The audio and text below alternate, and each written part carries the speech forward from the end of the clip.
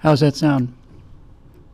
We're here with episode 92 for take two, and we'll wait till we get a little feedback to see if anything's working, because I have to tell you, I don't know what it is. I don't know what it is. I plug in the same cameras and the same mics into the same slots, and everything is the same, and I hit the record button, and whether it works or not is just absolutely random, apparently. So we're going to see if we have the squirrely audio back. It looks like we might be in business after, 14 minutes of fooling around with this. I don't know what to say about it. I know we're waiting for the lag on the social stream. Everything is just a mess tonight. It's just an absolute mess. I've had to push buttons twice. I've had to do all kinds of things, and it just doesn't seem to be coming through. It just doesn't seem to be coming through. People are saying, "Hey, perfect," but I'm not seeing my own feedback on my own show. So we'll just try this again too. There was a time for a long time where this was kind of charming, and now it's just plain annoying. I'm not seeing my own feedback on my own show, so we'll just try this again too. There was a time for a long time where this was kind of charming, and now it's just plain annoying. Okay, all right. Honestly, today's not the day for this for me either, to be perfectly honest with you. I actually think this would be about the worst possible day for me to be having these problems, but I am going to soldier on anyway. So I'll tell you what we're going to do. We're going to do a restart. We're not going to reboot. We're just going to do a restart for those poor people out there on YouTube who don't have to go through this. And what I mean by that is not those poor people. I mean me. I don't want to have to bear to watch it. So here's what we're going to do. We're going to go back to the title card. This will be a second of silence. And then we'll come back and we'll pretend that everything worked out just really well, and we'll fix it in post, okay? Everybody got it? Here we go. Hang on. Here we go. Are we recording? Yeah, how about that? All right, so, hey.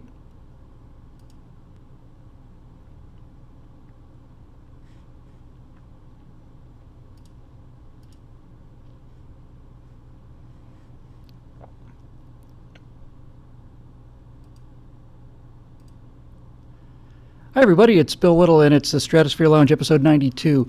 And as usual, another perfect start to a perfect show. Everything is functioning normally. We, as usual, have come in hours in advance to test the system, make sure that everything's working and functioning at full peak efficiency. And these kind of preparations always pay off, because God knows what you wouldn't want to do in any kind of situation like this is just kind of leap in there and hope for the best. That'd be unprofessional, and we won't tolerate that kind of thing here at the Stratosphere Lounge. So, anyway, as I say, we have all of our dials set and all of our widgets adjusted, and people have come in and tuned it up, because you deserve nothing but the absolute best quality, and that is what you are, by God, going to get. So, another perfect show, episode 92, launches perfectly, and that's the main thing, is the perfection of the technical output of the Stratosphere Lounge. It's a reputation we strive very hard to maintain. In any event, it's episode 92. I felt like somebody just stuck a shiv in my neck here. I just have a bad neck, and sometimes things get a little knotty. But it's good to be back. It's been a couple weeks, been a couple of rough weeks, to be perfectly honest with you. And thank God we didn't have any technical issues to worry about, because that would have been a little upsetting. But everything's good. So here we are back in the Stratosphere Lounge. Dave Bowman has the look on his face that I usually have when I start the show, which is... And he knows better than I do. By the way, I wonder what happened to Keir Delea. He was in a short that I liked very much. Somebody probably come up with it in the comment section for me in a minute here. It was a little tiny short. I want to say Something Sky. It was a short about breaking the sound barrier, about the ghosts of pilots breaking the sound barrier. It was done probably 4 or 5 years ago, and he played like an old test pilot in a bar in the Mojave. The whole thing was shot in Ireland, and the guy who did it came over to the States, took some aerial pictures of the desert, did all of the special effects himself, did the B-29 himself and everything, and I'll tell you what, it was absolutely spectacular. That's the last thing I saw him in. I always thought he was terrific, and I don't know why we never saw more of him after 2001. He, I guess he suffered from Mr. Spock syndrome. Poor guy. He just couldn't shake the Dave Bowman thing. But he was fantastic. He was in a show somebody just pointed out called Star Lost, which was kind of a space colony show. Sleeper ship show is what I meant to say. And man, was that awful. Although at the time, it was great because that was the sci-fi desert where there was absolutely nothing. It was one of the very first video-taped shows, and man, the effects were just horrendous. Idea was pretty cool, though. It was one of these sleeper ships, and each one of them, they were like little domes, little ecospheres and biomes and things like that. And so all he had to do is basically just go down the hall and he's on a different planet, which is kind of neat, I guess. But it had a real space 1999 kind of triple knit polyester jumpsuit kind of thing on it. And that I didn't like so much. Man, I must be slightly tense because my neck is just really killing me today. In any event, enough about that nonsense, although nonsense is the name of the game around here. So yeah, it's been a couple weeks since I was here. I was hoping to be here last week. Had a lot of short... A Lonely Sky, thank you, J.B. O'Connor. That's the name of the little short he's in. You should check it out. It's really actually very good. The effects are fantastic. It's all done in Ireland, and it looks as much like the Mojave as the Mojave does, and really just one guy put it together. Lonely Sky is really terrific. Really liked it. But anyway, here we are back after a couple weeks. So, yeah, I just had a couple speaking engagements out of town, just all sorts of things, and I haven't been in this chair. I don't think I've been in this chair for, I think I've been in this thing for 5-6 hours in the last 2 weeks. It's been really, really busy and a lot of stuff going on. But we're back. So we're going to do a top 5 kind of show tonight to keep it a little bit briefer. And I hopefully next week we'll be able to go back to our full regular 3-hour extravaganzas. But tonight we're going to kind of keep it a little bit simpler. So it's 6:22. Pacific time. That's the actual time in the actual world on YouTube. Of course, it could be any damn time you want it to be. That's one of the nice things about the internet. It's timeless, and it's locationless, and it's immortal in a weird sort of way.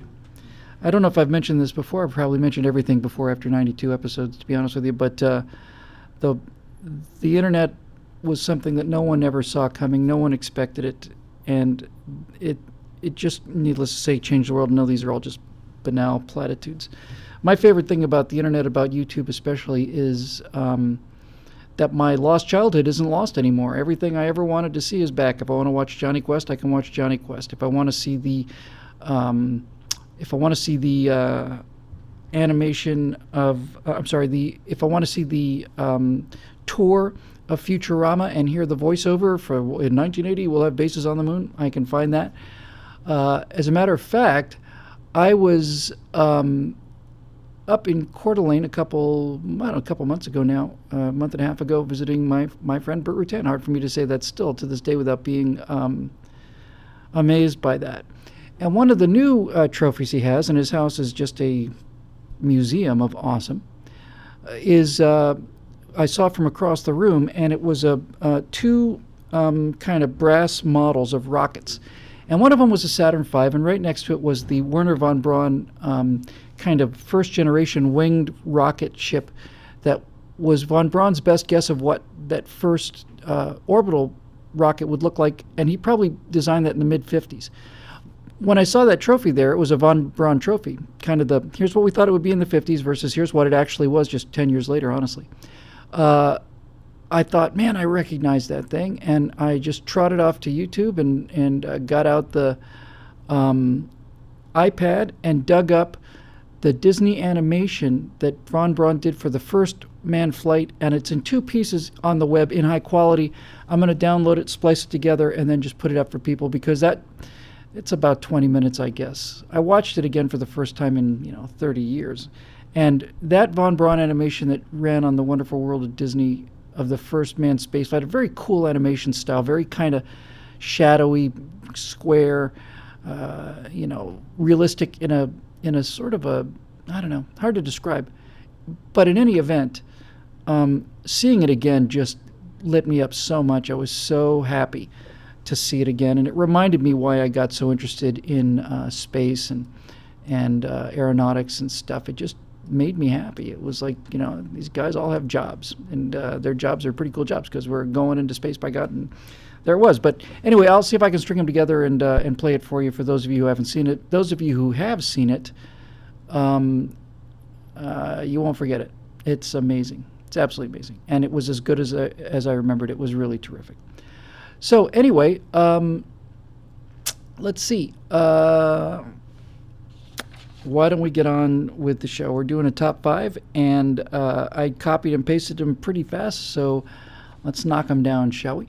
The first question comes from our friend Michael Hanna. Michael, thank you for everything, and it's good to see you there. And his question is, what do you think of the idea, especially in the light of RK? I didn't say RK. Somebody else said it. I'm just reading off the thing. I didn't bring up RK at all. That the fundamental unit of civilization is not the individual, but the family. I find it interesting because while an individual has rights simply because they are a person, the life pairing of marriage and the bearing of children do indeed beg for new and different rights that cannot apply to just any person, but only to parents. Simultaneously, is not the structure of the family a better form of accountability than self-government and the greatest weapon against the unremitting cancerous encroachment of the state? Dun, dun, dun, dun. Well, it's going to come as an absolute surprise to everybody, but I'm virtually positive that I heard a reasonably interesting thing about this from Andrew Klavan. Now, I know you're going to gasp and fall out of your chair. I probably should have given you a trigger warning before I said that.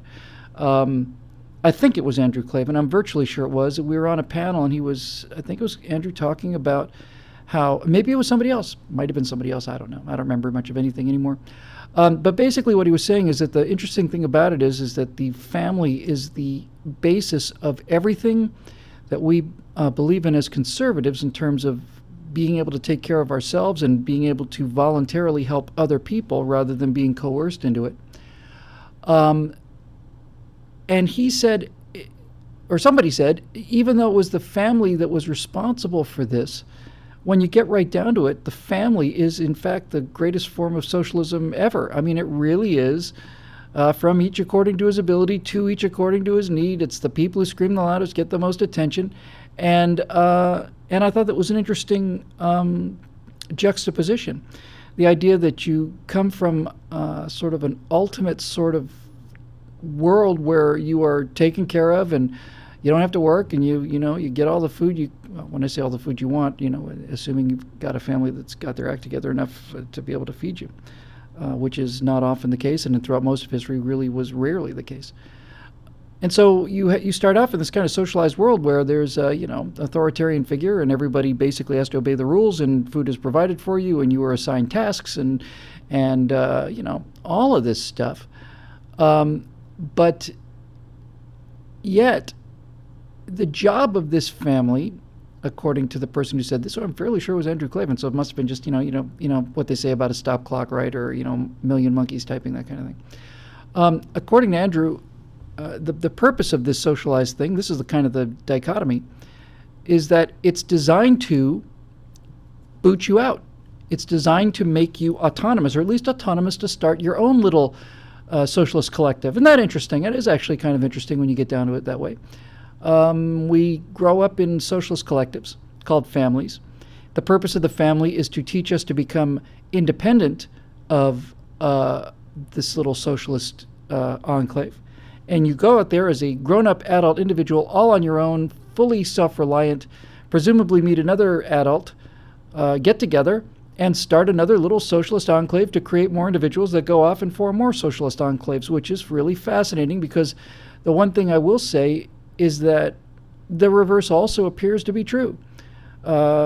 Socialists hate the family, and when you get down to hardcore socialism, whether it's National Socialism or communism or any of these other big socialists, you can certainly hear it in Hillary Clinton when she's, when the mic is off, or when she's waking up from a nap or checking her email or something. When she's not really paying attention and you get into this whole it takes a village thing, what you realize is that what the socialists want is they want pretty much the inverse of that. They don't want you to live in a family. They want the government to be your family. And rather than using these little tightly knit socialist groups called families to launch you as a self-sufficient, self-reliant individual, they want to destroy that little socialist group and keep you in a big socialist group forever. So, in other words, you never have to grow up if you are in a communist society, because the family is always there for you, and the family, which in the case of the collectivists is the state, doesn't want you to grow up. And in point of fact, if you do grow up in a collectivist state, you become a threat to the family, to the big family, to the state family. Because if you're independent, what do you need them for? And you may start coming up with dangerous ideas like, what do we need the big leader for? And why are we being taxed and taking all of our money away? And can't I spend my own money on my own stuff? And can't I build my own house and buy my own food and go where I want to? And those kind of adult questions are not allowed if you belong to the big family of the collectivist government. So, as T-Dog Life says, what difference does it make? The fact is, it makes a lot of difference. And it's funny, I just earlier today shot an afterburner on voting rights, and one of the things that we talked about in the voting rights afterburner, which should be available on Thursday, was two changes to the voting that the progressives are proposing. One of them is mandatory voting, and the other one is lowering the voting age. And I think they're both terrible ideas. The lowering the voting age, however, got me off on a rant as usual. And in that rant, connected to what we're talking about here with the family, I basically said, look, of course they want to lower the voting age. Progressives would love to have 16-year-olds vote. And frankly, if a 16-year-old who's not an adult can vote, then why not a 14-year-old? Or why not a 12-year-old? Or why not an 8-year-old? They're people too, right? Aren't they people? Don't they have interests? Don't they have secret wisdom, these children, that we just have to uncover? This is what progressives want. And the reason the progressives want teens and preteens and non-adults voting is because the younger you get, the more you become based on emotion, the more dependent you are, the less capable you are of reason, the less history you know, the less you can read, the less independent thinking you've done, the fewer assets you have, the fewer experience you have, the less confidence you have, the more you desire to conform.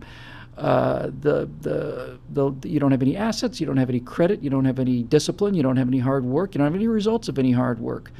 Needless to say, all of these qualities are absolutely superb for progressives. This is, in fact, exactly what progressives need in order to stay in power. They need a population of children. And it doesn't matter how old those children are, so long as they stay children.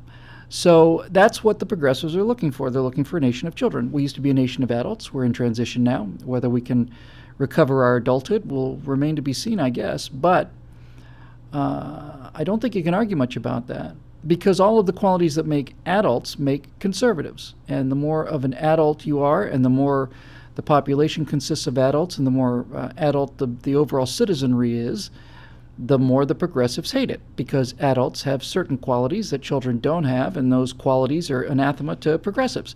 Those qualities are things like self-reliance, the ability to feed yourself, or at least the ability to make your own way in order to make enough value for society on your own that you can trade whatever it is you do for the things that you need. Adults have discipline. Adults understand that sometimes things aren't as they appear. Adults have wisdom, and wisdom is beaten into you. We'll cheat a little line from the next speakeasy, or one of the next speakeasies. One of the many things I didn't get to do is the next speakeasy show. And Bonnie gets this question up. It's not her fault. We took questions from the membership. But Bonnie, who's 26, 27 years old, I gave her a question to read that came in from the membership. And the question was, why is it that you Republicans and conservatives, generally speaking, are so old? And my answer was, well, it takes a while for life to beat the stupid out of you. And that's the reason. It does take a while for life to beat the stupid out of you. And that's another reason why adults are dangerous to progressives. They've had the stupid beaten out of them. They've been lied to before and heard what the lies are. They've had the romantic idealism of having been a young person. I was thinking about this today, strangely enough, coming out of the, it's not so strange, I guess, coming out of that taping. As I was walking out to my car after the PJTV thing, I was thinking about these qualities of adulthood and wisdom and this kind of perpetual battle between college-age kids and anybody older than 30.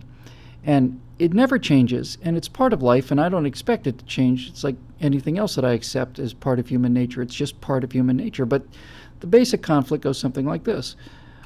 When I was in college, I thought that we were going to change the world because no one was as smart as we were, no one as passionate as we were, no one believed in things as much as we did, no one had the technology we had or the background, the education or the skill set or any of this other stuff. And so we were going to go out there, we're going to change the world. And older people would say, well, you think you're going to change the world, son, but you're wrong. You may change it just a tiny little bit, but this giant, catastrophic, enormous changes are not going to work. Well, yes, they are. No, they're not, because life is not as complex as it seems. You're just old and cynical. You lost whatever fire and passion you had, and therefore you failed, but we're not going to fail because we're more true to our beliefs than you are. We're more romantic and we're more passionate and we're more dedicated and we're going to stick to it. And this is the ongoing argument between college-age people who are biologically wired to rebel against the people who've been through that and gotten out on the other side. And now I've been through it and gotten out on the other side. There's very few people that will listen to this argument. But one of the things that I think I would tell my 20-year-old self, not that he'd listen because he was a jerk. He had all kinds of ideas about things, was absolutely sure about things he knew nothing about. So one of the things I would tell my 20-year-old self is you think that these solutions are easy. And the reason you think that these solutions are easy is because you think that everybody's going to agree with you. But they're not going to agree with you. And the reason they're not going to agree with you is because they're coming from different backgrounds, different places, and have different objectives than you do. And the fact that not everybody's going to agree with you, even though you're going to explain things to them very carefully, is going to be a source of frustration for you, and you're not going to know what to do about it. And you're going to think they're being mean, or they're going to think they're just bitter or whatever. No, they have a different set of objectives than you do. And their objectives are as legitimate as yours are. You may think they're evil objectives because they disagree with you. They think your objectives are different and evil because you disagree with them. And there's not much you can do about that other than to move the boat just a little bit. If you push with all your might for your entire life, you might knock the course of the ship of society off by a degree or two in the direction you want it to. One individual in I don't know, probably literally 1 in a billion at this point, certainly 1 in hundreds and hundreds and hundreds of millions, change the course of history, but virtually all of them do it for horrific reasons and do it in horrible ways. They do it by coming to power and then having their young narcissistic vision of the world somehow or another have the force of the state behind it, and the next thing you know, you've got a Genghis Khan or an Adolf Hitler or a Joseph Stalin or a Pol Pot or a Mao or something like that. I can't think of but 2 or 3 individuals who changed the world for the better. Most of them changed the world for the worse. Your chance of actually changing the world by any measurable degree are very, very small. But that's not to say you can't make some kind of difference. And people don't want to hear that when they're 20. They want to hear that they're off on their own, and they want to hear that they're going to get everything done. I actually sat down, had a meeting on this weekend with a fundraising guy who I've gotten to know well and have spent some time with.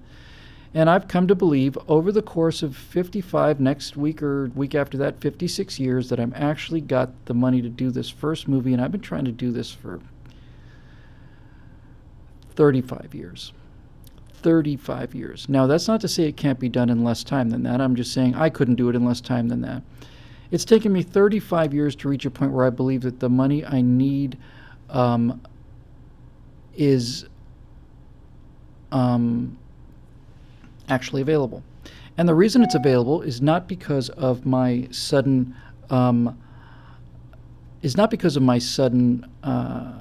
increase in brilliance or my sudden increase in hard work or my sudden increase in anything. The reason that I think some of these funds are available when they weren't available before, and here's the part that would have really bothered my 20-year-old self, and I think bothers most 20-year-olds. The reason the money's available to me now and wasn't available to me 20 is because I've done 35 years of hard work between the two. There's your answer. If I told that to myself when I was 20, I think I probably would have smacked myself. And at that point, I would have kicked my own ass because I'm in much better shape and certainly much more able to do that when I was 20. That's really it. The reason that I'm able to do things now that I wasn't able to do when I was 20 is because I've had 35 years of hard work between now and then. So most people don't want to hear that. Now, if on the other hand, I had told that to myself, come back in time and convinced myself that I meant it and got through, then it's entirely likely that it wouldn't have taken me 35 years, because I wasted 25 of those 35 years just through the kind of wishful thinking that most teenagers have their entire lives, and that progressives have to this day. If I had had somebody who had the ability to convince me that it would have taken me, because it didn't really take me 35 years of hard work. It took me 10 years of hard work in the right direction. I've been working hard my entire life, but it took me 10 years of hard work in the right direction. If I'd had the common sense to tell myself, look, man, it's all about your credibility. You're going to have to establish credibility. It's not about how clever you are. It's not about how good your idea is. It's about your credibility. If I had gone out there and gone working on my credibility, I could have saved myself half a lifetime, but I didn't. Nevertheless, here we are.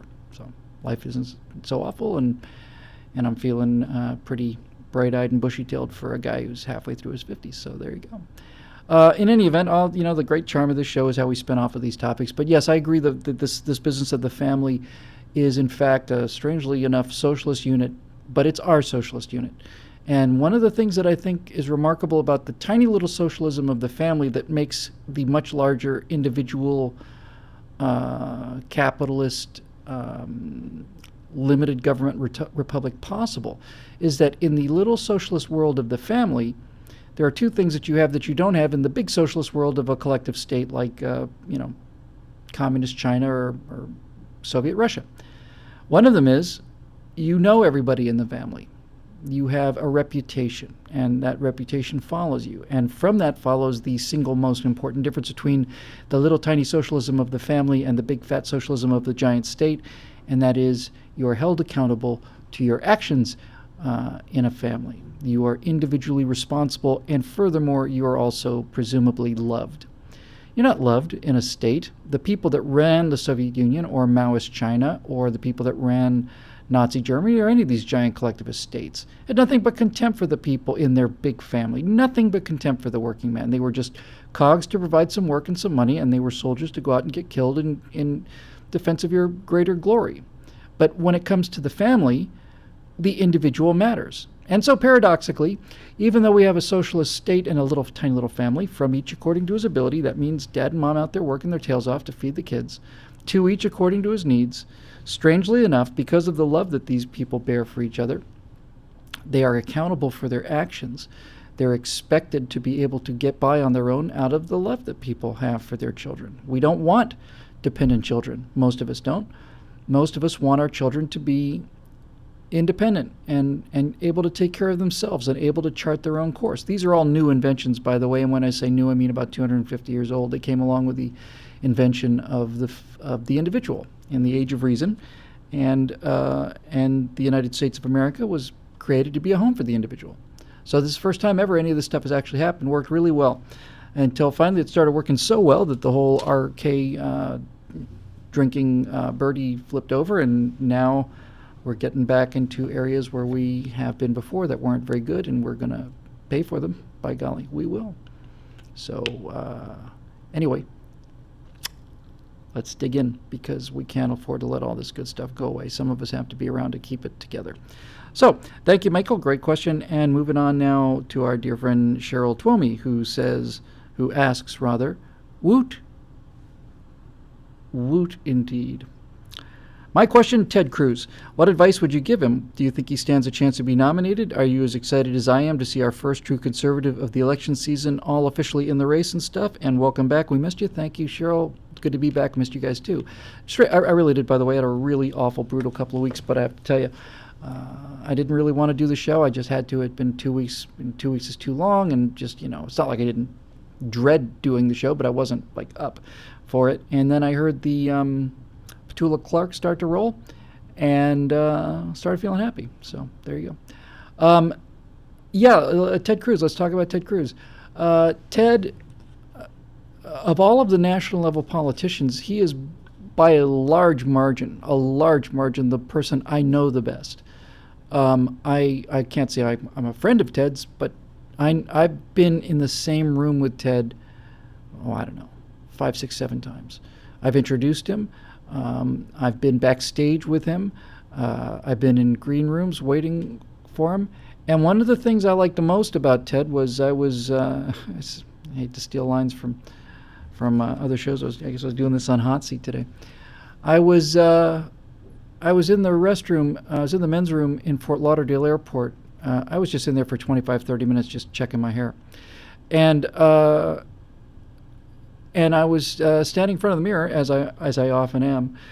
And I just got a tap on the shoulder, and it was Ted. He was in town for the same event I was just leaving for. He was just arriving. But I mean, seriously, he walked across the room, tapped me on the shoulder, said hi, shook my hand. It's a very nice thing to do. So I would say, actually, that there's a lot to say about Ted Cruz that goes beyond his personal kindness. But I have to tell you, his personal kindness is the thing I like most about him. Before we get into Ted's pros and cons as a candidate, I think one of the things that we have to understand is how the left destroys people. They have to destroy people because they don't have policies that they can bank on. They don't have a record that they can run on. They don't have anything that works. They leave ruin wherever they go, so they have to destroy their opposition personally. And the way that the progressives today, with the help of the press, destroy Republican candidates is by putting them into one or two, or preferably all three of these following boxes. Republican candidates have to be either, hopefully all, but at least old, stupid, or evil. And hopefully all three. But if you think about it, those are the boxes that Republicans are placed in terms of how they're demonized. They're either old, or they're stupid, or they're evil. So I guess we've done this before, but we can play along. John McCain was certainly old and probably evil. Sarah Palin was evil and stupid. Bush was evil and especially stupid. Golly, you can just go down the whole line. Reagan was old and stupid. Gingrich is old and evil. So you basically are trying to get everybody in those boxes. Now, Mitt Romney was neither old nor stupid, obviously.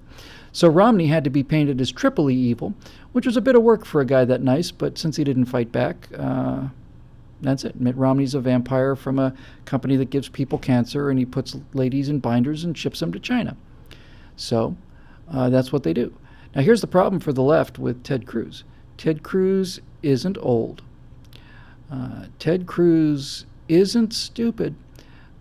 Stupid is not a word you would apply to Ted Cruz. It was either Scalia or Thomas who said that, I just don't remember, who said that he was, without question, the smartest, brightest law clerk that they had ever seen on the Supreme Court, ever. Ted Cruz is out-of-the-box brilliant. He's a brilliant, brilliant man. Unlike the president, I think he went to Harvard Law and actually, wrote, reviews and opinions. Ted Cruz, I think Ted Cruz is actually 3 times smarter than Barack Obama, but he's got triple his IQ. So Ted is not old and Ted is not stupid, and there's no way they're going to make him old or stupid. And here's the problem for the left. Ted Cruz is not evil either. And unlike Romney, who had a very sort of there was a distance, an emotional distance to Romney. He's very correct. I admire that personally. I don't think there's anything wrong with that. I admire a certain dignity, a certain reserve. I find that appropriate. And in fact, I find that appealing in leaders and candidates. But that remoteness and that correctness and that sense of and Bush had this too, the sense of dignity was used by the left to demonize him into being evil. So he doesn't care. Romney doesn't care. Look at him. He's just an evil guy. They're not going to get away with that with Ted Cruz, because Ted Cruz has a smile that will just light up a room.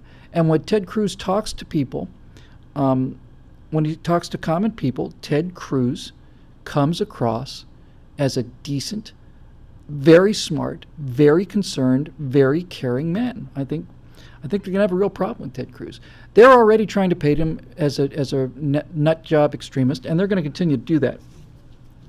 The fundamental difference between Ted Cruz and Mitt Romney is not only that Ted Cruz is a nicer guy than Romney and smarter and younger than Romney.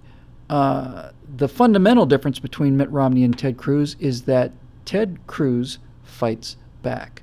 And will a Republican who fights back change the course of the election? Is it possible that a Republican who fights back has a chance to win an election? Who knows? It's never been tried. At least not in 30 years. Reagan fought back. Reagan would not be painted as old and stupid by Walter Mondale. And once he started to fight back on that score, that was when the election was over. So, look, I like Ted personally very, very, very, very much. I would like Ted Cruz as a person if Ted Cruz was the guy who was running the local Chevy dealership. I think Ted Cruz is just a very lovely, nice, decent man. Now, there's no buts that following in this. These are ands. There are some things I would do with Ted Cruz professionally as a candidate to make him a better candidate. I can't make Ted Cruz any smarter, and I can't make Ted Cruz any braver. Ted Cruz, another quality that I like, is that he not only fights back in terms of his own self, but Ted Cruz, whether you like him or not, has had the courage to do things like filibuster against Obamacare and constantly attack this president personally. I think Ted Cruz has the courage. So I don't think Ted Cruz needs any help on policy, and I don't think Ted Cruz needs any help on courage. The things that I might be able to help Ted Cruz with are some rhetorical help and some image help. Now, Ted Cruz is very flattering to me. It's certainly not why I like him, but he has used things like the Rebel Alliance in his filibuster and told me afterwards it's because he heard me talking about it. So Ted Cruz has the sense to understand that the message is important and the way the message is framed is important, and Ted will, in fact, listen to these kind of things. So I could really help Ted Cruz by doing what I do best, which I think is just messaging, is picking analogies and little simple little analogies and stories that can explain to people things. I did one today that I've used before, and that was the idea of the flat tax, or the fair tax, sales tax. When you're in line in a grocery store, you don't get to check the wallet of the person in front of you, and if they have more money, ask them to buy you some of your steaks. And likewise, you don't have to worry about the person behind you tapping you on your shoulder and saying, hey man, I've only got 60 cents, but I got a bunch of T-bones here. You've got more money than I do. I need you to cover the difference. We don't worry about that in a line in a grocery store. And we're all paying a flat tax there. Everybody's paying tax, and we're all paying the same percentage of a tax. And if I buy more expensive stuff, that means I pay more tax. And if I buy more stuff, it means I pay more tax. But I'm not paying more than you are because I'm a better person or because I have more money. Little stories like that are very, very, very powerful because everybody can connect to them. And those kind of things I could help Ted with, I think, quite a bit in terms of story and message focus.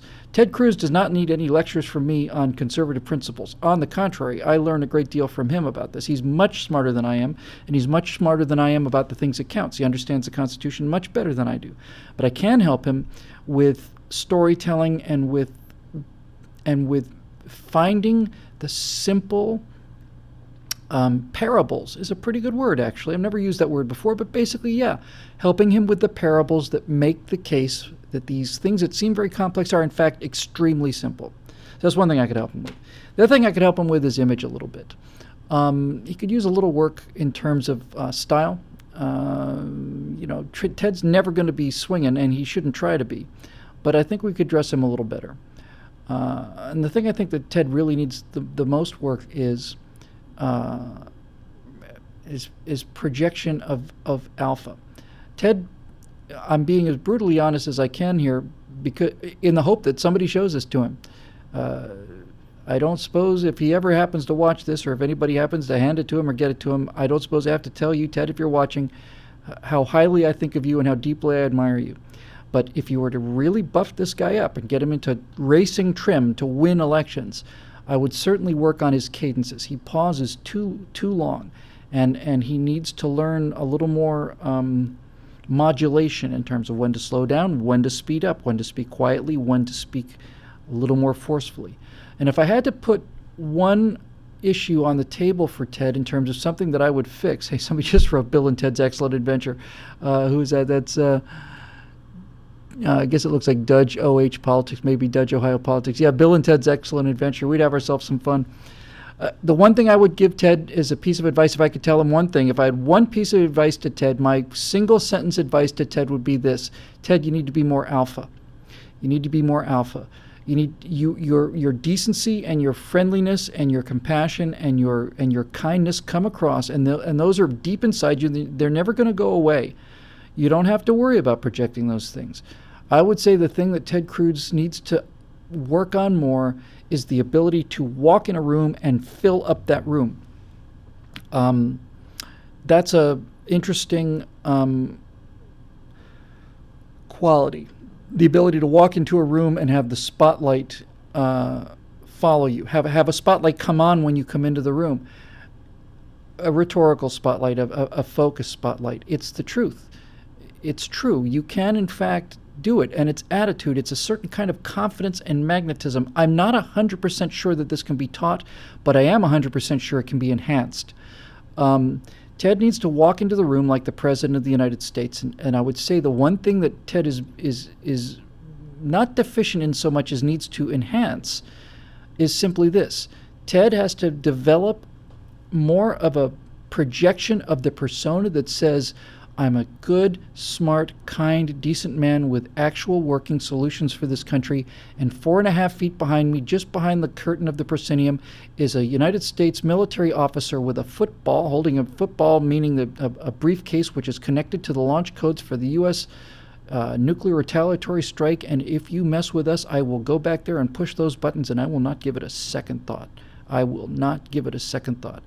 You need to project that quality. It's not bombast, it's not threatening. In fact, it's the opposite of threatening. In a lot of ways, it's reassuring. It should be reassuring to our allies and reassuring in a strange sort of way to our enemies. It's like, okay, this is somebody who we understand, and these are boundaries that we're not going to be able to exceed. So there is a quality of that Ted needs to work on, a quality of not meanness and not even firmness so much as, it's not even seriousness. It's a certain sort of, you know what? It is, in fact, a certain kind of swagger. It's a certain kind of glamour. And it's, Ted Cruz does not strike me as a guy who suffers from a lack of confidence in any way, but it is a projection of confidence that I think he could use a little more of. He seems like an extremely confident individual, but there are ways, and this is subtle stuff, there are ways to project that kind of confidence, to own a room, and Ted needs a little bit of work on that, in my opinion. I think his actual problem is that he's too nice. That's the kind of thing that scares Democrats. And he's smart enough to figure it out, so I absolutely wish him the best. Now, if you look at Ted Cruz as a candidate on the larger political scene and take him out of it, take my personal feelings and my personal respect and admiration for him out of it, I am not sure that he's the best potential candidate. He's my favorite candidate. Can we get that across? My favorite movie is Aliens. Do I think that's the best movie ever made? No, it's just my favorite movie. Ted's my favorite candidate because I think he has the courage and the understanding of the core principles of this country. And of all of the people I would like to see elected as president, Ted Cruz is my choice. If I could pick anybody, he'd be the guy. That does not mean that he is the most likely person to win. And one of the things I've learned from being in politics or political commentary for 10 years now, having watched Bush beat Kerry, having watched Obama beat McCain and Obama beat Romney, I have come to realize that it doesn't matter how much I like a candidate if they lose. Romney wasn't my first choice. McCain was not my first choice. But even if your candidate doesn't win, it doesn't matter how good a candidate that person was. I am not sure. I happen to think that if Ted Cruz fights back, I happen to think Ted Cruz would mop the floor with Hillary Clinton. I think Ted Cruz mopped the floor with anybody. And Ted Cruz brings a lot to the table. If I had to pick a ticket today, me, for what it's worth, I would pick Scott Walker on the top of the ticket, and I'd put Ted Cruz in as the VP. Because Cruz would be there to shore up the conservative base, and I think Walker I think I would put Walker at the top of the ticket, even though I don't quite as much like his policies as much as I like Ted Cruz's. I just think that Walker is more palatable to more people than Ted is. And we need to, it's not like we want to win. We need to win. We need to win this election in 2016. We need to. If we don't, we're in real trouble, serious trouble. So I think Scott Walker has a better chance to win the middle of the country. Now, a lot of people are saying, "Oh, you're saying appeal to the moderates?" No, I don't want to appeal to moderates. We try to appeal to moderates and we lose. Moderates don't know what they want. The thing to do with moderates is to turn them into conservatives. The reason I think Scott Walker is probably better at the top of the ticket is only because Scott Walker is less divisive than Ted is. And Walker has to be palatable, I suppose I should say, to Democrats in order to win in Wisconsin. He doesn't strike people as much of an ideologue, which appeals to many people. But I have to tell you something. Scott Walker actually fought. The progressives brought everything they had against him, including actual credible death threats, because when you're dealing with unions, they're not joking around. And Scott Walker took the worst that the progressives had against him, and he beat him. And the most impressive thing to me about Scott Walker, by far, is not him as a candidate. I don't think he's a particularly dynamic candidate. What I like about Scott Walker is what he's done as a governor. And frankly, I'm a little tired of senators. I really, somebody who's run a state has a pretty good background for how to run the country. So Walker, as governor, went in there, took on the public sector unions and beat them. It's the public sector unions that have put this incredible burden on our budget with these insane, retirement benefits thing. If Scott Walker could do that, he's got my vote. Scott Walker got in there and made the kind of changes where Wisconsin went from being a basket case to having a budget surplus in 1 year. That's a serious guy. So not only do we have to win and do I want to win, but that's where I would go. If I was really, really dicing this, and if somebody said to me, you got the slate, Billy, I would probably pick Walker for the top of the ticket, and I would use Cruz either for the VP, or I might find a woman VP. The governor of was it South Carolina? I want to say Nikki Haley. I always get that wrong. I think it's like Nikki Haley. Because they're going to try and make this a woman war. That's what they're going to do. It's not up for discussion. They're going to try and make it the war on women. And I hate identity politics, but if you stomp your fists, and stomp your feet and clench your fists and say it's not right, and you don't fight it, you're going to lose again.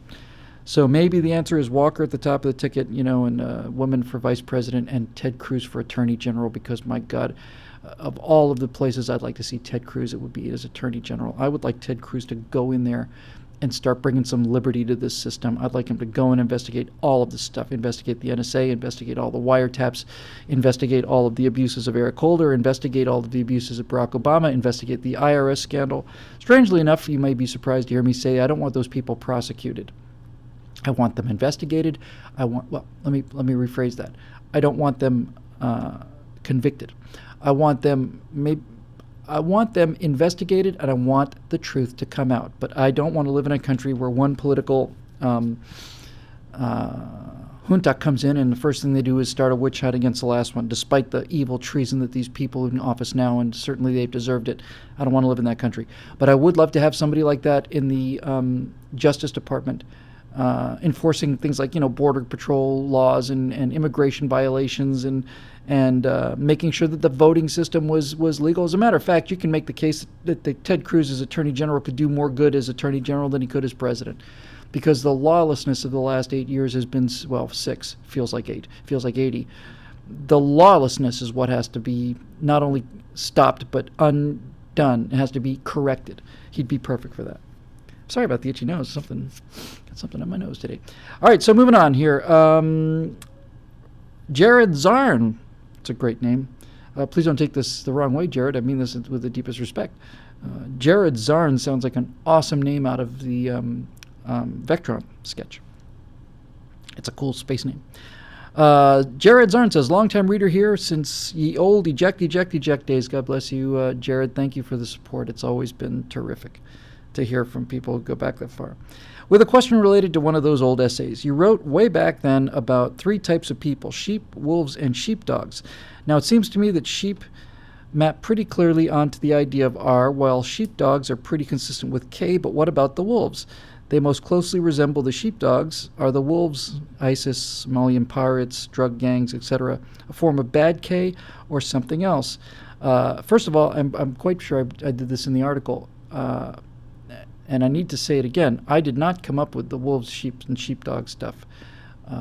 My understanding was it was an Army colonel who wrote something called The Bulletproof Mind, and then I've heard that it actually goes back much further than that. Anyway, just so there's no confusion, I neither came up with the wolf, sheep, and sheepdog or RK. However, the question's an excellent question. The RK thing, I'm sure by now everybody in Stratosphere Lounge could write a pretty good essay on RK. But the idea being that humans exhibit behaviors that sometimes appear to be R behaviors, which are the behaviors of herd animals whose success in life depends on their reproductive rate, and that sometimes humans exhibit K behaviors, which are the behaviors of predators, and their continued existence depends not so much on their reproductive rate, but rather on their fitness. So his question was, if the masses of people behaving as sheep, and sheep does not mean stupid, and sheep does not mean weak or anything, it just means, according to the way the wolf, sheep, sheepdog things break down, sheep just means people who don't want to hurt other people. Nothing wrong with that. It's perfectly normal and noble. So the question implies that if the people who are the masses of the people who don't want to hurt other people are R, and sheepdogs are K, then are wolves bad K? Are wolves somehow defective K? It's Lieutenant Colonel Dave Grossman. Thank you, Ohio Coastie. That sounds right to me. Dave Grossman sounds like the guy who came up with that. And maybe somebody got it before that. I just looked up there and saw it. I think that's actually got it a little bit backwards, to be honest with you, Jared. I think that wolves are the K. I mean, wolves in the real world prey on rabbits, right? Wolves, we talk about admiring K qualities, but the fact of the matter is Ks are predators. Ks prey on animals. Ks eat rabbits, and they don't care much about it. The whole quality of K that we enjoy in things like a wolf pack are the way that the wolves treat other wolves. The way that the wolves interact with their peers are qualities that we would like to have as we interact with each other. Wolves don't kill other wolves. Wolves compete with other wolves, but they have built-in inhibitors and rules of behavior that eventually turn into honor codes and warrior societies, and they work as a pack, they cooperate, all these other things. So what we like about K qualities, we like about the way that these K animals treat each other, but the way they treat their prey is not so pretty. So I would say, actually, that what we really got here is, if you want to take the example and the analogy to the human population, if the masses of people who don't want to hurt other people are, in fact, primarily R-type people, and sheep or rabbits are R-type species, then I would say that the gangs, the criminals, the Hun, the pirate, the warlord, are in fact, those are the Ks. They're predators. They're human predators that prey on other humans. They are predators. They cooperate in a certain level and have a pretty primitive series of interactions with each other. And so what does that make sheepdogs? What are sheepdogs? Sheepdogs are the freaks. Sheepdogs are the freaks. And I don't know that the analogy of sheepdogs exists anywhere else in nature. It might, but I don't think it does. In other words, in nature you have predators, and you have predator species. We're all predators. There's no wolves out here that are eating grass. We're all wolves. Every wolf is a predator. Likewise, sheep are all prey. There are no carnivorous sheep. There are no sheep that go out and kill other sheep or kill rabbits to eat. But humans, being as adaptive and versatile as we are, have the ability to be both. When I say both, I'm speaking, to set the case, either. We have the ability to be either prey species, which are the villagers, who are peaceful, loving, kind, productive people, or we have the ability to be the wild horsemen that come down from the hills and rape all the women and burn the village and kill the men and steal the children for slaves and take all the crops and everything. And so we also have the ability to be predators. And because we can be either sheep or wolves as a species because of our flexibility, you can probably see it make some sense that in rare cases, you not only get people who can be either, you get people who can be both. And that, in my mind, is what a sheepdog is, and that's where the word comes from. It's a sheep wolf is probably a better term. It is a creature that has the killing tools of a wolf. They've got the teeth and the fangs of a wolf, but they have a sense of kindness and a sense of sympathy and compassion that wolves not only don't have, but can't have. You can't put compassion into a wolf, because if you make compassionate wolves, you won't have any more wolves. Wolves cannot have compassion for lambs, because if wolves have hesitation or compassion for lambs, it's tough enough being a wolf out there in the wintertime. If you build compassion into actual wolves or any actual predator, that species is going to go extinct. You cannot have a compassionate wolf. You can't have a wolf who goes, oh, that rabbit's injured, I can't eat that rabbit. It wouldn't be fair. Likewise, you don't have herd animals that have the tools to be carnivores. They don't have the teeth, they don't have the claws, they don't have the speed, they don't have the toughness. But humans, again, being so versatile, we have the tools and we have the mindset to be both. We have the ability to behave cooperatively, although sheep don't cooperate. Gently is probably a better word. Non-aggressively. We have the ability to work in large groups non-aggressively, as do sheep. But we also have the ability to be cold-blooded murderers, as do wolves, and somewhere in the intersection of these two behaviors are certain numbers of individuals who have the best of both worlds. They have the best of both worlds. They have the kindness and the compassion and the gentleness and the ability to get along with sheep, and they have the violence and the aggression and the determination and the ruthlessness to kill the way that wolves do. And they put these two things together and produce warriors. Not all warriors have these qualities, but the good ones do. Warrior poets do. They have the ability to kill.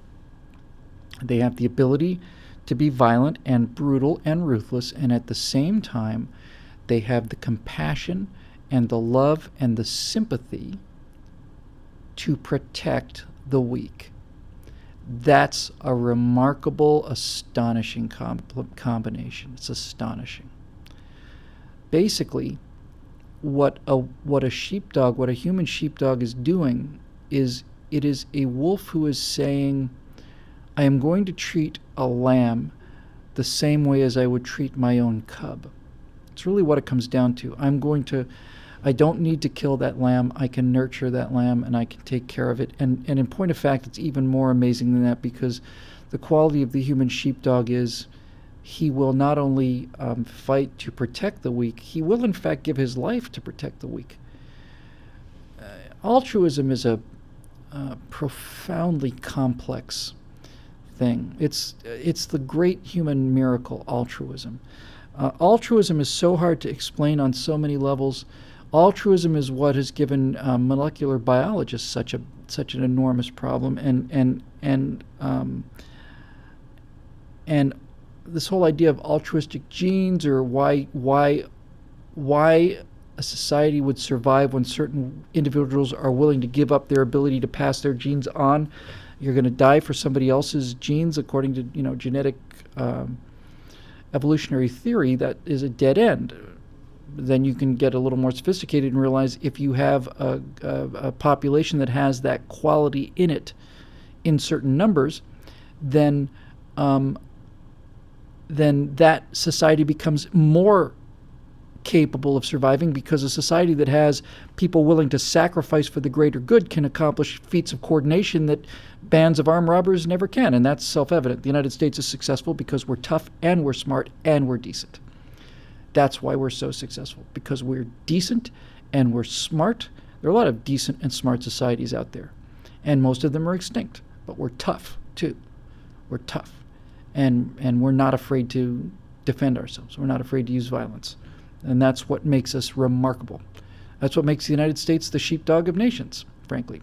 And in point of fact, you really want to run with it, we are the defenders of the world. And Europe is waking up to the fact now, 70 years later, that as much as they mock the United States for being a bunch of warlike, knuckle-dragging savages, they have in fact benefited from us paying for their defense. Not just paying for their defense in terms of money that they don't have to spend. They don't have to buy aircraft carriers in Germany because American aircraft carriers protect the Germans. So they can spend that money on social welfare programs and acting like they're better than we are. But finally, what the Europeans are discovering is, hey, guess what? The Americans have elected a progressive European socialist as president of the United States. Yay! Except now they're beginning to realize, on second thought, I guess that means now no one is going to defend us against the wolves in Russia or China or wherever. They see actual wolves in Russia now, in Europe, and they don't like it. And they're waiting for the big brother to come along. They're waiting for the big sheepdog across the ocean to come back and save them, but they don't have a sheepdog running America anymore. They have a sheep, the sheep that they wanted. They have the sheep that they wanted. They thought, geez, let's defang this terrible American sheepdog that's been defending us this whole time. Well, you got what you wanted there, Europe. You got the guy you wanted. You got the guy who you came out in big numbers for. And what you're starting to realize is you have elected a sheep to be president of the United States, not a sheepdog. And now, in your effort to make sure that we didn't get a wolf elected, you made sure that we weren't going to get any sheepdogs. We've never had a wolf as president of the United States. Never. There's never been a wolf who's been president of the United States. Never.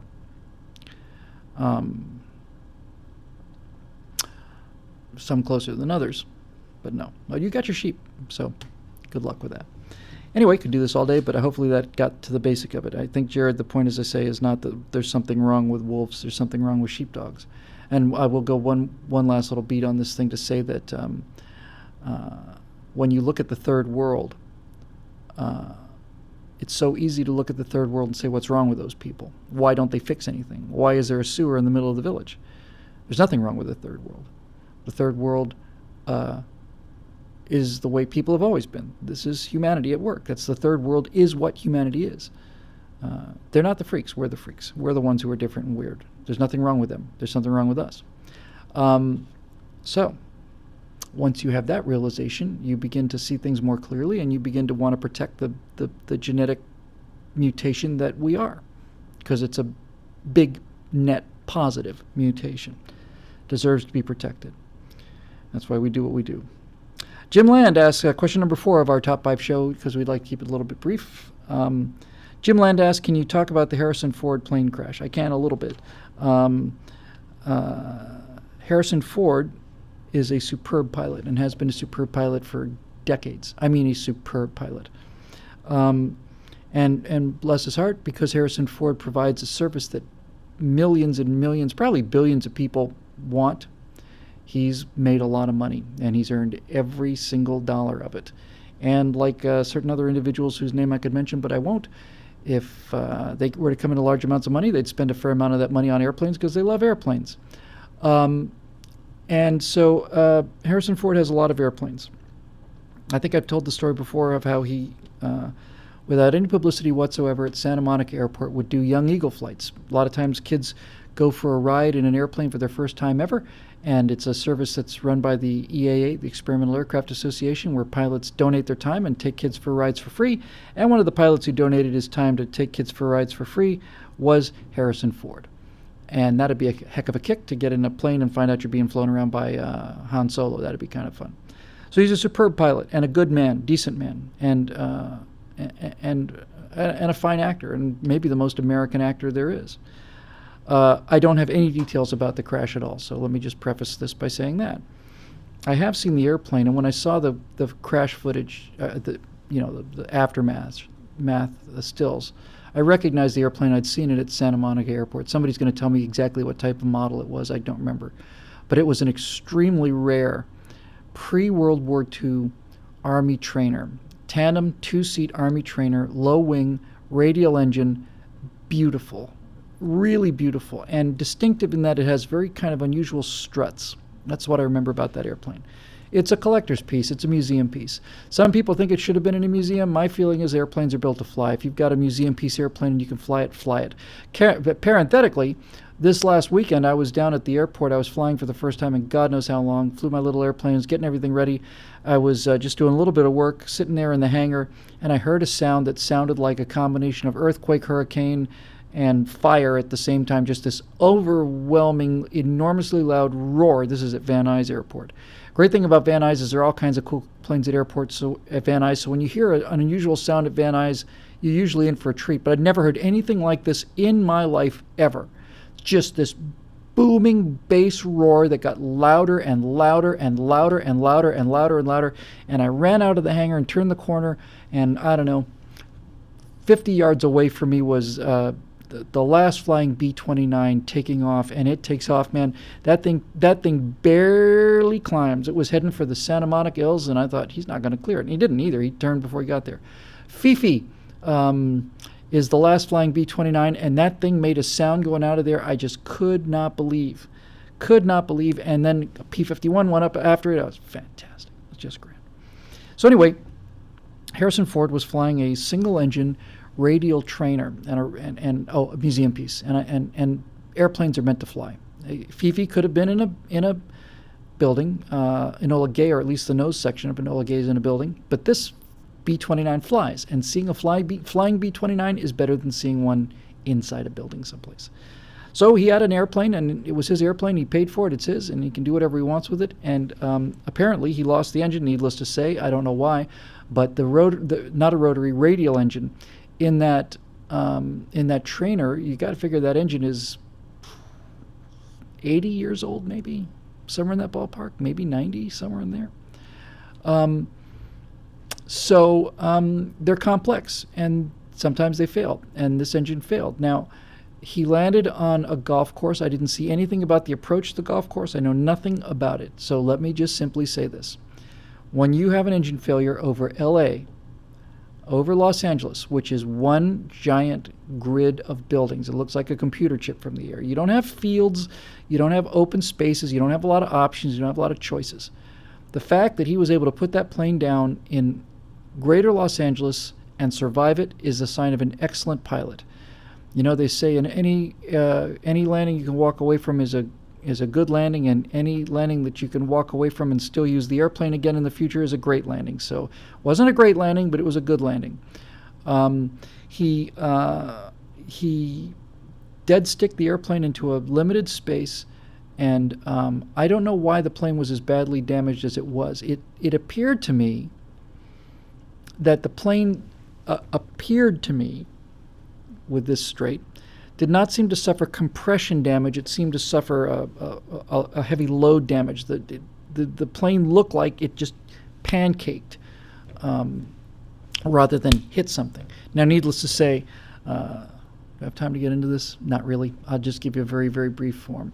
A friend of mine named Barnaby Wainfan talked about this in Flying Magazine, maybe it was AOPA Pilot. But I'll give it to you very briefly. Survivability of an aircraft accident consists of two things. Now, in each individual case is different, needless to say, but in general terms, surviving an airplane crash consists of two variables. One of them is angle of impact, and the other one is the velocity of impact. Angle of impact is the angle at which you impact the ground. The shallower that angle, the greater your chance of surviving. And once that angle reaches a certain point, probably 25, 30 degrees, certainly by the time you get to 45 degrees, if you come into the earth at an angle like that, you're going to die. It doesn't matter what airplane you're flying. I fly the slowest airplane in the world. My airplane does 80 knots. It's 85 miles an hour. At 45, 50 knots, 45, 50 degree, 60 degree impact, you're going to die. So the first thing that matters is the angle of impact. The shallower the angle when you contact the ground, the less G-force is going to be impacted immediately onto the airplane. It gives you more time to dissipate the energy. Surviving an airplane crash is actually very simple, folks. All you have to do is decelerate. That's it. That's all. The reason somebody dies when they hit the ground is because they're decelerating in the space of an eighth of an inch or something if you hit concrete. If you wear a padded jacket, you decelerate over a quarter of an inch. That's why when you fall on a pad if you're practicing in a gym, let's say, and you've got a rubber pad on the floor and you fall and you hit a rubber pad, would you rather hit a rubber pad or would you rather hit a hardwood floor? I'd rather hit the rubber pad. Why? Because the pad gives that much room, and that much room decelerates you from the fall. May not seem like much, but it is. You can have a stuntman drop from a building. You could technically have a stuntman drop from an airplane at 50,000 feet, because with these giant stunt airbags that are about 2 stories tall, they're at least a story tall. Let's say they're 2, but let's just say they're 10 feet, 10, 12, 15 feet, whatever. A person falling at terminal velocity, falling from a jetliner, if he has that 15 feet of hitting that airbag, and that airbag is just whoosh, decelerates him over the course of 15 to 20 feet, it is not only a survivable impact, it's a get up and walk away and have a beer impact. So small increases in the distance that you have to decelerate produce very, very large reductions of G-force, because it's a G-force that kills you. When you hit the ground, you're killed by G-forces. If you want to get specific, usually what kills you is your body hits the ground, your body stops moving, but your heart keeps going, and the heart rips free from the aorta, and you just pretty much die instantly. That's usually what causes that's the usual cause of death in most high G impacts that don't reduce you to complete hamburger. So angle of impact is very important. It's the important thing. The shallower the angle of impact, the greater your chance to survive. The second thing that matters is your speed, your velocity at the time of the impact. The faster you're going, the more energy you carry. If you're going twice as fast, you carry 4 times as much energy. Now, my airplane will stall at 40 knots. 40 knots, about 46 miles an hour. This is why I'm very confident about flying my little airplane. I can land my airplane. If I have my Sky Arrow under control, forget the engine's gone. If I control that and make a shallow angle approach at 40 knots, I could literally at 40 knots go into a brick wall. And at 40 knots at a shallow angle, the nose of the airplane would crush. I'd break both my legs, but I would survive the incident. The person behind me would just get out and call the insurance company. At 40 knots at a relatively shallow angle of impact, meaning I've got control of the airplane, I can stop that airplane in 200 feet, under control. If I go into woods, bushes, nothing. I just get out and call the insurance company. So with that said, it appears to me from the nature of the wreckage that what Harrison Ford decided to do was decided that he had to get the plane on the ground because he didn't have a lot of room. But the main thing was he controlled the angle of impact, because the wreckage did not appear to have the kind of compression damage to the airframe that you would get if it went in at a steep angle. It looked like it had pancake damage, which means he was smart. He said the main thing is controlling the angle of impact, and if we have to get her down, we'll get her down. And I suspect it took that kind of pancaking force. But as I said, you have a total engine failure over the city of Los Angeles, and you're still alive to talk about it. That's good work. And he had to fly that plane faster than mine. So he probably had a 50, 60, 70 knot impact, although it could have been a lot worse. Somebody just asked, would airbags in the plane help? Absolutely, airbags would help, and more structure would help. All of these things, a crush zone would help. Stiffer things would help. All these things would help. The problem is that my airplane weighs 1,200 pounds. My car weighs 3, 4, 5 times that. You can put these things into an airplane, but if all you are doing to the airplane is making it heavier and heavier and heavier, it's more likely to have a crash. I mean, airplanes have to be light. They don't have the ability to just pile this stuff on. There you go. He did a good job, and anybody who survives an airplane crash did a good job.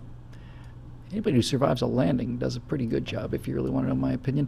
One of the things that they say about aviation is there are 3 simple rules for making a perfect landing every time. Just nobody knows what those rules are. So there you go. And our final question tonight comes to us from Dylan James Stark, who asks, what do you think of Star Trek Continues? Now, I did actually have this prepared prior to, well, assuming we'd had to restart the show, of course, it's perfect, and we don't have any problems with the show. But if we'd had a problem with the show, Let me bring this in. Give me 1 second. I'm going to re-import this. Hopefully the show won't crash, and if it does, we'll just say that we ended it right there. Hey, happy birthday. Hang on a second. Bringing an image in because it was the 5th ranked question, and I said I'd do the top 5 at 5. Things are very slow and laggy. This thing needs a restart here. But give it a second. Star Trek Continues is one of many science fiction, one of many Star Trek fan films. There's been a lot of them out there. There's the picture. Let me just adjust it so that the audio plays. Boom. Hopefully this will work. Here's a still I grabbed from the web of Star Trek Continues, and let's see. Is that going to do it? Yeah. Look at that. Isn't that fantastic? First of all, just look at the set. I mean, the set is a labor of love. I did my Star Trek Afterburner, and I had to use a digital set, which I was very pleased with. It was a 3D set, and we built a captain's chair and out of plywood and painted it chroma key green, and I sat in it. But this is a real practical set. It's not as well lit as it is on the show, but it's the set is perfect. It's a labor of absolute love, and it's just absolutely perfect. That's all there is to it. It's a perfect set. And there are a number of these very, very good sets out there. Probably 3 or 4 by this point, fan-built or fan-produced Star Trek, the original series. I don't want to call them rip-offs because that's certainly not what they are. Star Trek, the original series, fan salutes, labors of love. So the set is perfect. It's just absolutely perfect. But let me tell you what's interesting about Star Trek Continues, and I've only seen a little bit of it. There have been some other ones out there, Star Trek Farragut and a couple of others, and they're terrific, and the sets are great, and the costumes are great, but the acting is not so great. What's remarkable about this particular series is, unlike some of the other fan fiction like Farragut, where you would have, it's the same time, it's the same universe as the original series, but it's on board the USS Farragut with an entirely different captain, entirely different crew, and so on. The interesting thing about this one is it's on board the Enterprise, and it's Captain Kirk, Mr. Spock, and Dr. McCoy. Now, the guy who's playing Dr. McCoy doesn't look an awful lot like DeForest Kelley. The guy who's playing Mr. Spock has definitely a Vulcan look. And somebody in a second is going to give me the name of the guy who played Kirk, because I did hear that the guy who plays Kirk on this particular one, on Star Trek Continues, got to meet Shatner or something when he was a little boy and absolutely just fell in love with him and just apparently worked on trying to get this thing made for like a decade or something.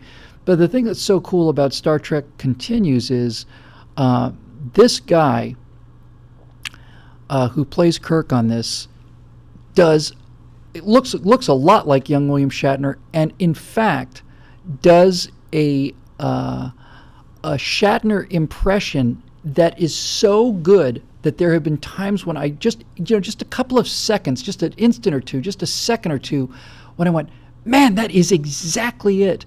Because the beautiful thing about Shatner's Kirk is that it's a very obviously a very idiosyncratic kind of a thing.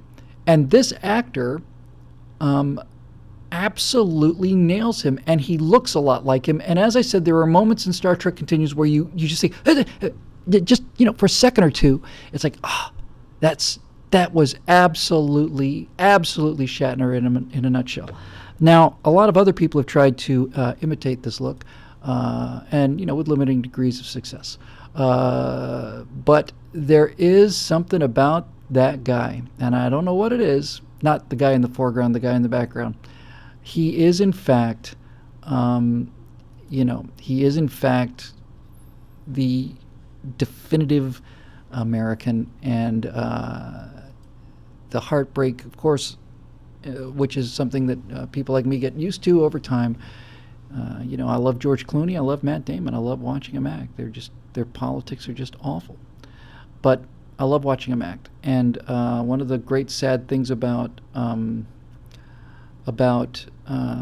being a Star Trek original series fan is that William Shatner is playing my hero. I mean, James Kirk is my hero. He's been my hero ever since I was a little kid. He's everything I admire. You look at the wall behind me. There's the Gorn, and I don't know if I can see it over here. What is the Gorn? Well, what do we got prepared for against the Gorn here? Let's have a look. You know what? Hang on. I probably ripped the damn camera out of the wall. Hard to see, but beyond the very expensive coat hanger I have there, it's very, very hard to see. In fact, it's virtually impossible to see, and it's hard to do this backwards. But back there, it's so hard with lag. Behind the gym equipment is James T. Kirk of the Starship Enterprise, and he is fashioning a cannon out of a piece of bamboo. And he's building gunpowder by collecting saltpeter, charcoal, sulfur, grinding it up using diamonds for bullets, found a big piece of bamboo, wrapping a vine around it, because this guy behind me here, this dude, is virtually indestructible. And it's not the best moment in Star Trek. It's my favorite moment in Star Trek, when Kirk builds a cannon and defeats the Gorn. In my opinion, that is the definitive moment of Western civilization. That's the West. That's what we do. We are not capable of outfighting these people. We're not as strong as they are. We're not as ruthless as they are. We're not as tough as they are. But we're smarter than they are. Not just smarter. We're more ingenious than they are. We're more willing to use that raw intelligence, practical intelligence, non-Spockian intelligence, the practical intelligence to say, God almighty, how am I going to stop this thing? How am I going to stop this thing? What I really need is a gun. All I really need is a phaser. I don't have a phaser. God, if I just had a gun. Wait a minute. What is a gun? A gun is a tube, right? There's a piece of bamboo. What does it use? Explosive chemical explosion to propel a projectile. Well, what is that black powder, gunpowder consists of? It consists of sulfur, saltpeter, charcoal. Hey, look, there's some sulfur, there's some saltpeter, there's some charcoal. The whole planet was set up to be a laboratory for invention. That's what it was designed to be. And he gets together a plan, and he invests the time and the effort. He doesn't just make this guy behind me, the Gorn captain, has a sharp piece of rock. He's got an obsidian blade, for God's sakes. That's all he needs. And Kirk has to find what he needs. He has to keep running. He has to keep moving. He has a vision in his head. He built the cannon bamboo in his head before he went out there looking for the pieces. And then he built the cannon bamboo, and then he touched it off, and it didn't just explode. It blew a diamond right into the heart of that Gorn captain. And then when the Gorn captain was down and was going to... If Kirk had been down, he would have just been killed by this guy. But then not only does he use his Western mind to defeat this god-awful reptile creature, he then decides not to kill him. And that's what saves the Enterprise. It's that kind of thing we talked about earlier. It's the ruthlessness and the violence and the willingness to defend yourself, and at the same time, it's moderated by the kindness and the decency and the compassion of the human heart. And that's what James T. Kirk is to me, and no amount of bastardliness on the part of William Shatner is ever going to change that. And if there's a better way to end this show, I certainly don't know what it is. Yeah, I could do this all day. I mean, you just look around this place. I mean, look at this. I mean, it's just embarrassing. It's humiliating. I'm a grown man, for God's sake. I mean, I'm an adult human male. It's pathetic. But there it is. There it is. That's what I like. That's what I admire. Sorry about the shaky camera. Okay, look at that guy. That's a good-looking guy on camera. There's and then over there. Oops, crack. I know I'm just gonna rip everything out of the wall. There he is. There he is. Right over there. Boom. Yep, it's it. Of all the influences on my life, that's the greatest one. And so Star Trek continues. God bless him. You know, I'm not the only person who got touched by this. Needless to say, millions and millions and millions of people did. And the guys that are doing those work over there are terrific, and they have my absolute undying respect and admiration. And this guy's proud of him too. I mean, he's really, look at that. Oh, he's aiming at the Gorn, by the way. It's so hard to do this backwards. Anyway, yep. That's this grown man's workspace. It's really just a playground for 7-year-olds, but I like it. V. Calzone says that Kirk was the first sheepdog. Well, he may not have been the first one, Mr. Calzone, but he's the first one to He's not even the first one to command the Enterprise, but he's the first one to use carbamite. Corbamite. All right, it's time to go. Sorry about the shortest show tonight. It's only 1 hour and 25 minutes, but I got some things I do need to do, and we'll be in better shape next week, I hope and believe. So as always, thank you again for your support, and thanks for joining me. It's always fun to talk about these things. Really cheered me up quite a lot to get back in the seat here, and thank God another faultless show, another perfect program goes into the can. God. What are we going to do? I don't know. We'll see. You be careful out there.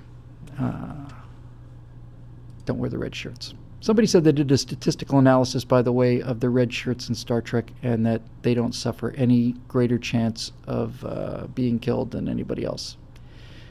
I hope not. Yes, Dave, Big Booty, I remembered you can be in Big Bad Problems and be a red shirt. We'll get to that when we get to it.